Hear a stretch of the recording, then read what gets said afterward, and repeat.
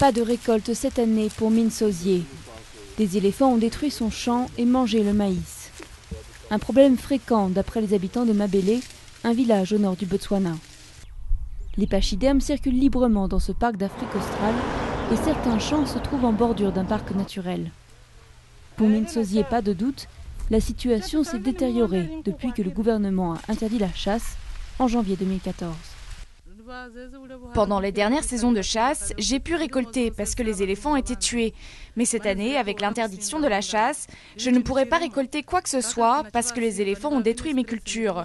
Ça me stresse beaucoup, je ne sais pas comment on va survivre avec mes enfants. Le salaire de mon mari ne suffit pas.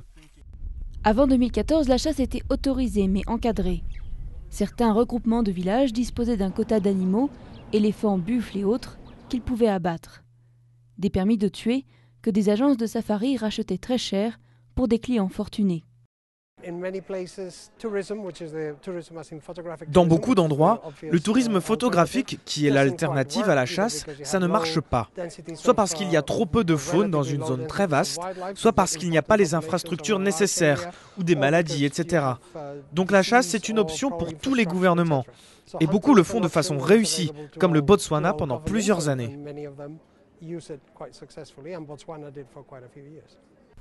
Le Botswana abrite plus d'un tiers des éléphants africains et ses parcs naturels et réserves privées attirent de nombreux touristes chaque année. Le gouvernement veut que les bénéfices du deuxième secteur économique du pays profitent à tous sans tuer les animaux. La chasse ne fournit des emplois que pendant la saison désignée. C'est une forme de revenu basée sur la consommation. Nous préférons des formes de revenus durables qui permettent de préserver les espèces. Mais à Mabele, de source de revenus, les éléphants sont devenus une nuisance aux yeux des habitants. La chasse rapportait plus de 400 000 € par an au groupe de 5 villages dont fait partie Mabele. Avant, on disait au village « protéger les espèces pour en tirer des bénéfices ». Mais maintenant, ce n'est pas évident de changer les mentalités et de dire « protéger ». Protéger, dans quel but ? Au Botswana, pays exemplaire en termes de protection de la faune sauvage, le débat sur la chasse n'est pas d'ordre moral.